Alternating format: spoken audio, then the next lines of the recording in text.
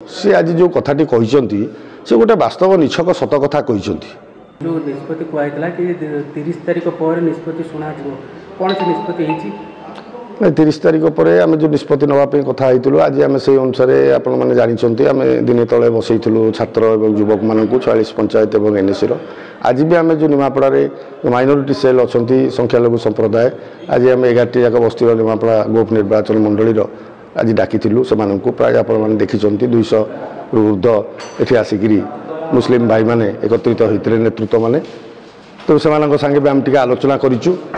आउ समीर दास आमर नेता से आलोचन उपस्थित थे तेणु से जाइए भुवनेश्वर तेणु आम फेर आउ थे निर्वाचित प्रतिनिधि एवं आमर सांगठनिक नेतृत्व समस्ते बसिकी आम खूब शीघ्र निष्पत्ति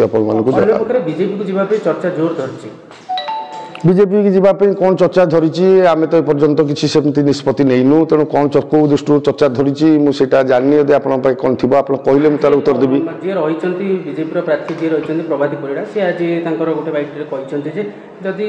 3 थर विधायक से जदि दल मिशुन तेल से संगठन को दरकार पड़े समीकरण चेंज कर दे पारती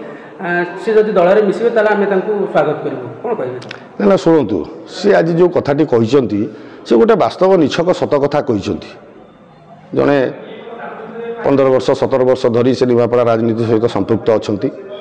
से निर्वाचन में 3 थर हारे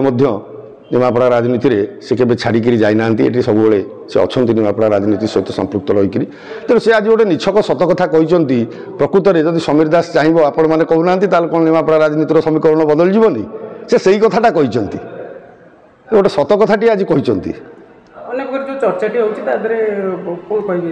चर्चा तो अनेक होची लोक तो अर्थ को कदर्थ कर बाहर करूँ से चर्चा आलोचना किंतु मो मतरे से जो कथाटी कहते से गोटे निछक राजनीतिक कथाटे कहते अभिज्ञतार से गोटे निछक राजनीतिक कथाटे कहते।